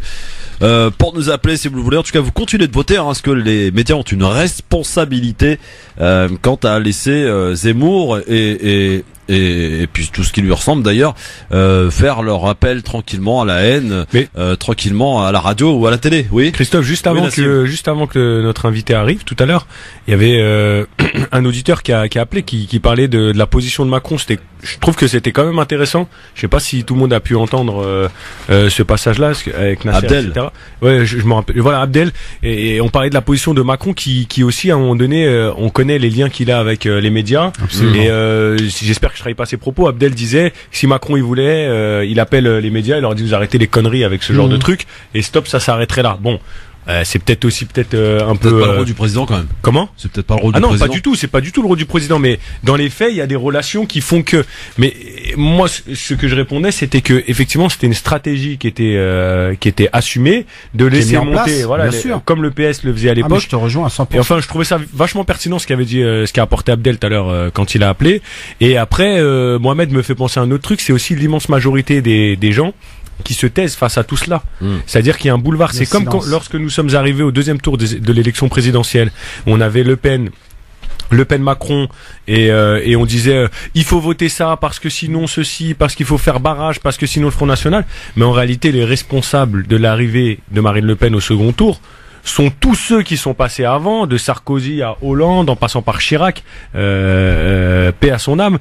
Mais c'est tous ces gens qui sont responsables, Mitterrand, etc. C'est tous ces gens qui sont responsables de l'arrivée au pouvoir, lapsus, de l'arrivée au second tour de Marine Le Pen. Et à aucun moment, ces gens ne se remettent en question. Alors, petite chose et petite nuance importante, en 2012, c'était la première fois que le Front National arrivait en deuxième tour d'une élection présidentielle. C'était face à Jacques Chirac, vous vous en souvenez? Peut-être oui, tout le monde on a manifesté même. Et moi j'ai été comme beaucoup de millions de Français choqués parce qu'on s'y attendait pas. Effectivement, c'était une véritable surprise et on a été tous descendus dans la rue ce jour. Après, entre les deux tours, on est tous partis dans la rue. C'était des jeunes, des moins jeunes. Enfin, vraiment, la France entière était à Paris, dans les grandes villes, pour manifester, dire non, pas de Front National au pouvoir, quoi. Et en 2017, rien, parce que les gens sont pas bêtes aussi. Faut arrêter de prendre les gens. Non, il faut juste arrêter de prendre les gens pour des imbéciles. Et moi, ce chantage au Front National ne marche plus. C'est-à-dire qu'aujourd'hui, on sait très bien que de toute façon, elle ne passera pas, d'accord, clair, net, que de toute façon, au pire, le candidat ou la candidate. C'est pour ça que Marion Maréchal. Mais là, c'est pour ça qu'il y a une personne, moi, qui m'interpelle plus et qui me dérange plus que Marine Le Pen. Entre nous soit dit, franchement, on peut se le dire tranquillement, elle passera jamais à la présidence de la République, Marine Le Pen, jamais, d'accord. Par contre, Marion, elle est beaucoup plus subtile parce qu'elle est en train de faire une petite démarche qui est de quitter le RN, elle s'en est éloignée et cette elle est plus radicale que sa tante. Ces conventions de droite là, c'est pas inopportun ça, c'est en préparation de quelque chose. Et 2022, croyez-le, elle sera là, Marion, et elle va faire beaucoup de mal, elle va faire beaucoup d'ombre à sa tante. Et elle, je pense qu'elle a le temps, ça reste quelqu'un qui est jeune. Je crois qu'elle a 32 ans de mémoire. Je ne pense pas que ça sera en 2022. Oui, en 2027 peut-être. Plutôt en 2027. Elle se prépare. Vous savez qu'elle a été aux États-Unis étudier, apprendre. Elle est en train de se former. Elle est en train de se former pour qu'en 2027 elle soit opérationnelle. Après, il peut y avoir aussi beaucoup de certains de ses soutiens qui s'impatientent de pas la voir y aller. Sauf que stratégiquement, effectivement, 2027 serait beaucoup plus pertinent que 2022. Mais parce que elle va se présenter, Le Pen, elle va encore perdre. Et puis là, ce sera peut-être le bon moment pour peut-être même prendre la tête de RN. Faut voir. Attends qu'une chose, Macron, c'est de se retrouver au deuxième tour face à elle s'il se représente. Mais attention, Marion Maréchal Le Pen est beaucoup plus radicale que sa tante. Ah oui. Elle est beaucoup plus radicale. C'est vraiment l'aile droite. Enfin, à force, je sais pas où on va aller parce que c'est vrai. À chaque fois, l'aile droite de l'aile droite. de la droite. Mais il faut rappeler que Marion. Oui, Philippe. Il faut rappeler que Marion, c'est elle qui a fait rentrer au Parlement régional, l'Assemblée régionale Alpes-Provence-Côte d'Azur, Monsieur Philippe Vardon. Ah oui, Vardon. Vous vous souvenez de celui-là? Carrément, qui a créé les blocs identitaires. Marion, elle se positionne aujourd'hui la passerelle. Et qui est député européen, je crois. C'est non. Ah, Vardon, je vérifie. je crois pas. Non. Marion Maréchal Le Pen. Malgré que les médias veulent l'opposer à sa tante, etc., et qui font un jeu de je t'aime moi non plus, c'est le cheval de Troie de la famille Le Pen. Et ça sera la passerelle entre la droite radicale qui s'est dédiabolisée et la droite dite classique qui est en train d'être décomposée pour une partie absorbée par comment il s'appelle, par Emmanuel Macron, et l'autre partie tu sais, la Ciotti, la Morano, la Estrosi, tu vois, la même Wauquiez. Eux ont fait le chemin de la radicalité, et donc leur électorat qui les suivra glissera naturellement sur l'original. Walid est avec nous. Salut Walid, avant le zapping. Oui, salam alaikum. Salut. Moi, dans un premier temps, par rapport au discours d'Éric Zemmour, je sais pas si vous avez regardé, mais même Bernard-Henri Lévy a été choqué. Il a dénoncé. Ouais, c'est vrai. Non, mais c'est vrai, hein, je rigole pas. Il a mis un tweet où lui-même était choqué et il dénonçait un discours islamophobe. Ouais. Ensuite, par rapport à l'auditeur qui est passé juste avant et qui disait que c'était un rigolo et qu'il fallait pas s'en faire, déjà, je tiens à rappeler ce qui s'est passé en Nouvelle-Zélande par rapport à un des bouquins de Éric Zemmour. Ouais. Et deuxièmement, surtout que c'est ce qu'on disait d'Hitler quand il a écrit Mein Kampf. C'était un livre qui était publié partout dans le monde, ça faisait peur à personne, tout le monde pensait que c'était des idées, mais voilà, sans plus. Et une fois qu'il est arrivé au pouvoir, on a bien vu ce qui s'est passé. Et moi aujourd'hui, j'ai envie de faire le parallèle justement avec ce qui se passe aujourd'hui par rapport à ce qui s'est passé avec les nazis. C'est qu'aujourd'hui, les musulmans, ils sont stigmatisés, ils sont insultés tous les jours. Déjà, moi, il y a un truc que je comprends pas en France, c'est qu'on dit qu'on peut pas parler des musulmans parce que on risque de se faire tuer, il risque de nous arriver quelque chose. Mais du matin au soir, que ce soit dans les journaux télévisés ou dans les journaux en papier, on ne fait que de parler des musulmans, les musulmans, les musulmans, les musulmans.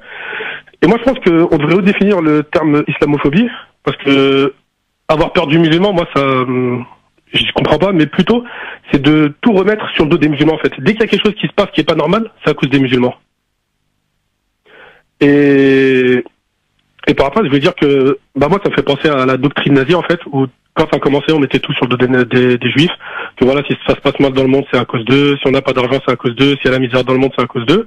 Et à la fin, on a vu ce qui s'est passé. Et aujourd'hui, c'est ce qui commence à se passer avec les musulmans. Donc, est-ce que vous êtes d'accord avec ce parallèle de Walid, Nassim et Nasser, Philippe? C'est souvent un parallèle qui est fait, effectivement. Moi je pense que je sais que si par exemple on était sur d'autres médias, on pourrait limite pas se permettre de dire ça. Il y aurait toujours un... Est-ce qu'on peut imaginer, Nassim, mes amis, de prendre un discours de Zemmour par exemple et de remplacer le mot musulman par juif, par exemple? Non, c'est impossible. Est-ce que c'est envisageable? Aujourd'hui, c'est impossible et à raison. Enfin, je pense que on devrait même pas l'imaginer, dans le sens où on peut l'imaginer pour se dire que il n'y a pas de traitement d'écho. Il n'y a pas de traitement. Non, mais en fait, il ne serait plus dans les médias. Voilà.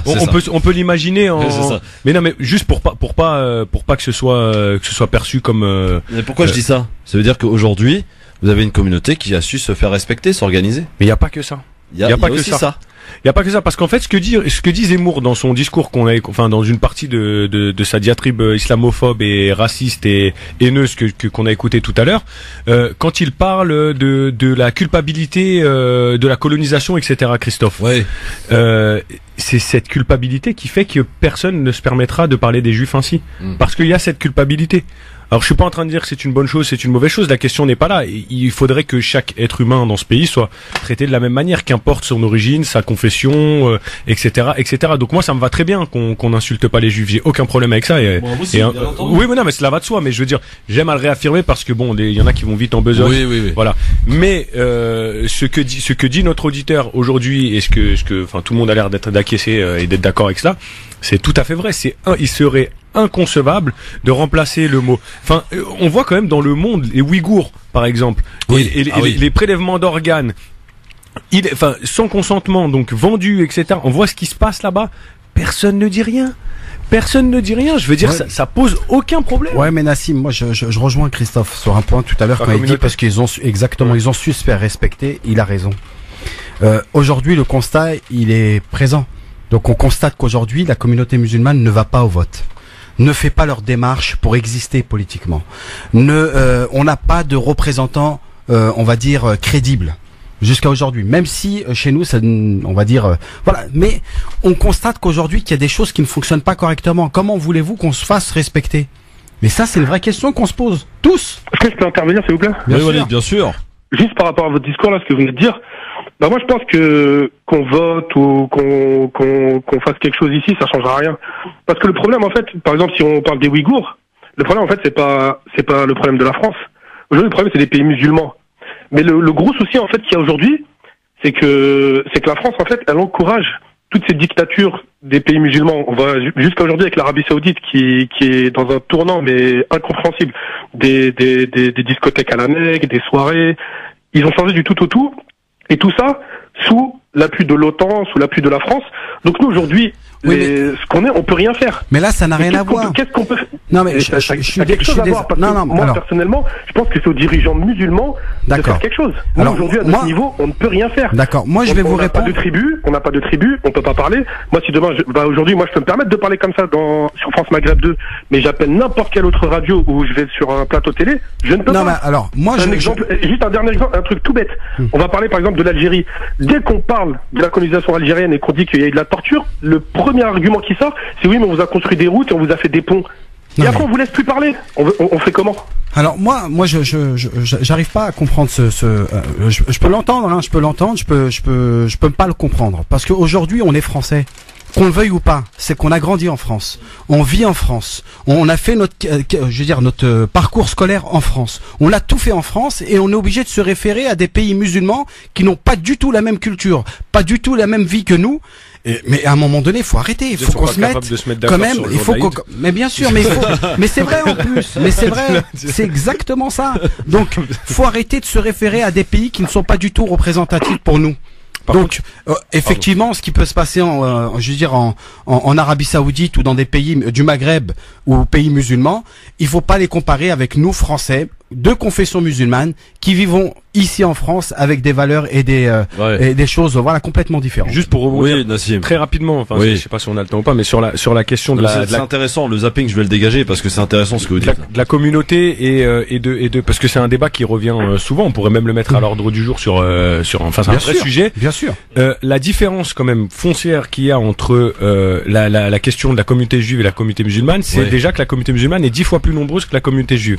C'est extrêmement important parce que l'organisation de 5, 6, 7 millions, c'est pas exactement, mais en tout cas de millions de musulmans est plus compliqué que quelques milliers de juifs. C'est vrai. Ça c'est la première chose. Je crois, dernier chiffre. Ils disent 500 et 5 millions, mais je pense que tout est sous-estimé. Moi, je pense que ces chiffres-là sont sous-estimés de part et d'autre. Oui, bien sûr. On peut pas, voilà. Non, mais en tout cas, fourchette, quoi. Voilà, c'est une fourchette. C'est-à-dire que c'est beaucoup plus. Ensuite, le principal organe représentatif de la communauté juive, en tout cas reconnu comme tel, c'est le CRIF. Or, en réalité, le CRIF n'est pas reconnu par ses pairs, donc par les propres, par les gens de cette communauté, comme représentatif. Absolument. De la même manière que le CFCM, par exemple, est très critiqué, voire critiquable, etc. par la CFCM, on peut peut-être le comparer au consistoire, peut-être, non? Mais en fait, on a juste une histoire différente. Et les Juifs sont là depuis des siècles et des siècles et des siècles et des siècles. Je veux dire, en Antiquité, à l'Antiquité, il y avait des Juifs. Donc, je veux dire, ils sont dans une bonne année à eux. Vous savez que c'est Rosh Hashanah. Voilà, Shana Tova à tous les Juifs. Voilà. 5780. Ils sont dans le turfu, les gars. Bonne fête. Voilà. Et bonne année. Du coup, la difficulté d'organiser une communauté beaucoup plus importante. Et j'allais prendre un exemple au niveau du Maghreb et une communauté que connaît bien Nasser. La communauté tunisienne en France, c'est du Maghreb, du petit Maghreb, c'est la moins importante. Pour autant, il y a des écoles djerbiennes, il y a des choses qui sont faites au niveau de cette communauté. Absolument. Je trouve que c'est symptomatique. Quand on est moins, on arrive mieux à s'organiser. C'est vrai. C'est juste ça pour se dire que la difficulté, elle relève aussi de là, parce qu'on a autant de conceptions de la religion ou de conceptions politiques qu'on a de personnes de confession musulmane en France. Elle est là la réalité. Et je pense qu'on n'arrivera jamais, parce qu'à chaque fois dans notre communauté, il y en a un qui veut être le chef de tout le monde. Mais faut aussi se dire que on peut pas être le chef de tout le monde et que il peut y avoir différents groupes. Et voilà. Mais par contre, on peut peser. Là, je suis d'accord avec Nasser. On peut peser et on doit peser d'une manière ou d'une autre. Si c'est électoralement, il faut le faire électoralement. Absolument. Si c'est économiquement, parce que moi, ça me plaît beaucoup toutes ces questions de, on va pas travailler pour montrer qu'on pèse sur l'économie ou on consomme pas. Je trouve ça très intéressant. Si c'était mieux organisé. Je pense qu'il y a possibilité de faire quelque chose. Il faut le faire, respecter. Absolument. Bien sûr. Bon, il est 49. J'ai le temps de 3 petites infos zappées là. Oui, quand même. Hein, on y va avant le quiz. Merci beaucoup. Merci beaucoup quoi. Merci. Ah oui, salut Walid, pardon. Walid. Pour moi. Christophe, t'avais oublié. Non mais il fait partie de la maison Walid, c'est pour ça. Salut mon Walid. Bonne soirée à toi. Bonne soirée. Ciao. Alors qu'est-ce que j'ai en matière d'infos zappées dans un sondage IFOP pour le journal du dimanche, monsieur, 30% des Français interrogés désignent Jacques Chirac, mort jeudi à l'âge de 86 ans, comme le meilleur président de la 5ème République, à égalité avec le général de Gaulle. Ça vous paraît convenable comme Non, c'est combien de pourcents, pardon, Christophe? 30%. Bon, c'est pas beaucoup, 30%. Ouais, 30%. Bon, ça va, ça me paraît cohérent, ouais. Ouais, c'est cohérent. Et tiens, pendant ce sondage, Macron recueille que 7%. Ah ouais, là, voilà, très loin. C'est un peu normal. C'est un peu normal, ouais. Et c'est même beaucoup, ouais. Donc ça, c'est et le pire, on est bien d'accord que c'est Hollande. Je sais pas, attends, j'ai pas vu Hollande. Ça serait intéressant parce que peut-être vraiment... même pas vu son nom. C'est ça qui est plus grave. Même pas dans le classement. Il est en négatif. Alors, qu'est-ce que vous êtes méchants les gars. Qu'est-ce que j'ai d'autre comme voilà, parce que là c'est très très long ce sondage là, d'accord, voilà. Tu veux la condamne... un petit truc sur la compagnie aérienne Aigle-Azur. Le tribunal de commerce d'Evry a retenu aucune des offres de la compagnie Aigle-Azur placée en liquidation judiciaire, dont l'activité s'est terminée ce vendredi à minuit, a annoncé la présidente du tribunal d'Evry donc dans un communiqué. Aucune solution pérenne n'a été proposée par les candidats repreneurs, c'est ce qu'a expliqué en tout cas la présidente, déplorant les désistements ou les absences d'offres concrètes, l'absence de moyens financiers, des moyens crédibles. Bref, Aigle-Azur, c'est terminé, on enterre. Et on a une autre compagnie qui est en train de mettre la XL Airways. Voilà, je vais y arriver, décidément. Je voudrais juste dire que pour Aigle et Azur, moi je suis surpris que le tribunal a dit qu'il n'y a aucune compagnie sérieuse. Je voudrais quand même rappeler qu'on a un fleuron national qui s'appelle Air France qui a fait une proposition. Et là, pour moi, je crois qu'on va racheter des avions à très bas coût et des créneaux gratuits. C'est juste honteux et scandaleux. Et j'ai une pensée sincère pour toutes celles et tous ceux, en plus plusieurs habitent à Orly et en périphérie qui travaillaient sur Aigle d'Azur, et là franchement c'est 1800 oui, c'est 800 personnes en France, 300 personnes en Algérie, c'est ça, c'est énorme. Ouais. C'est énorme. Bon, allez, dans un instant le quiz. Nassim Lachlache, Nasser Lachili et Philippe, il joue ou il joue pas? Bah il a pas de micro. Ouais, il a pas de micro. Tu sais Philippe, tu vas faire l'arbitre. C'est ça. À tout de suite. France Maghreb 2, France Maghreb 2. 17h56, merci d'être avec nous en direct avec Nassim Lachlache, avec Nasser Lachili. Mais Jared, tu veux bien faire... Non, il y a Fifi qui fait l'arbitre, Philippe Bouriaki. Il est là, bah faites-le tous les deux parce que moi... Tu connais, faut attendre la fin, parce que Nasser, je sais que va commencer, faut attendre la fin. Alors attention, celui qui répond avant la fin, il a un point négatif. Voilà. Très bien. Ça c'est la nouvelle règle à partir d'aujourd'hui, d'accord? Voilà, alors celui qui répond avant la fin de la question, effectivement il a raison Fifi, je lui enlève un point pour le prochain quiz. Non, pour le quiz. Ou pour le quiz du jour. D'accord, ok, pas de problème. Donc là, partons. Imaginons, donnez un exemple. Vous êtes à 0 tous les deux. S'il y en a un de vous deux qui répond avant la fin de la question, il partira avec -1. Mais d'accord? C'est bon. Bon, c'est bon. Je vous souhaite bonne chance, les gars. Attends, sors de Google, Nasser. Non. Arrête. C'est pas bien. Nasser Lachili. Non, très sérieux, Nasser. Je suis sérieux, moi j'étais sur autre chose. Mais bon. Mes questions ont tout un rapport avec le 30 septembre, ça tombe bien, nous sommes le 30 septembre, messieurs. Première question. Quel jeu à gratter de la Française des Jeux sort en 1991? Comment s'appelle ce jeu? Gaulle. Non. Tac au tac. Non. Millionnaire. Le millionnaire. Bonne réponse. Nasser Lachili. 1991. Vous avez déjà joué au millionnaire? Moi jamais. Moi j'ai déjà dû jouer. Non, vous avez le droit de dire. Je t'ai vu hier après gratter des goals et des Premier point pour Nasser Lachili. Et les gars, ils vont peut-être gagner leur quiz, hein, les gars, aujourd'hui. Hein. Ça, ils viennent pas tellement peu souvent que voilà. Faut quand même plus après quand pour rattraper les lascars de Bouriaki, de Itache et compagnie. Hein. Céline Bory, attention, elle fait pas de bruit, mais elle est là. Attention. Deuxième question, messieurs. C'est un peu plus près de chez nous. Inauguration d'une grande mosquée en France en 1994. Quelle est cette mosquée? Lyon. Oui. Bonne réponse, Nassim Lachlache. 1994, Lyon, effectivement. Visiblement, il y a quelqu'un d'autre qui a la réponse autour de la table. Troisième question. Attends. Quoi, qu'est-ce qu'il y a? Philippe.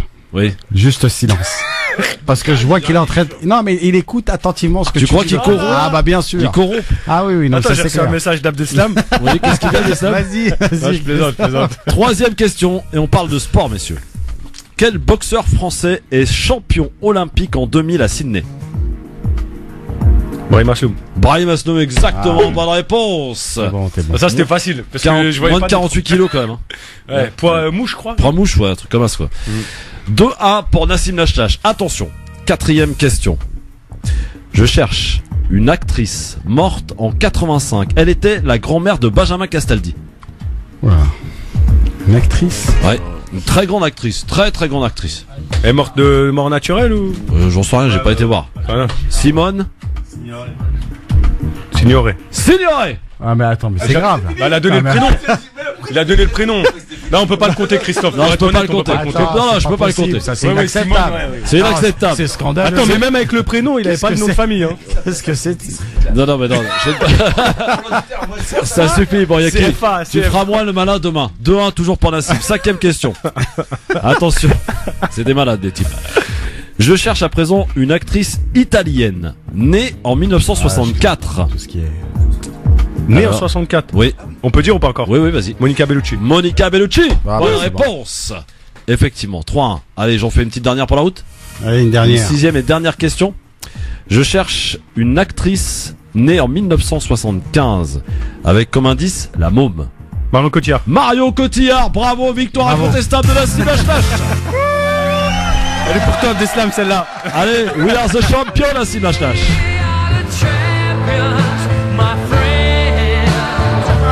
4-1. C'est ça, hein, 4-1. Oui, on est d'accord.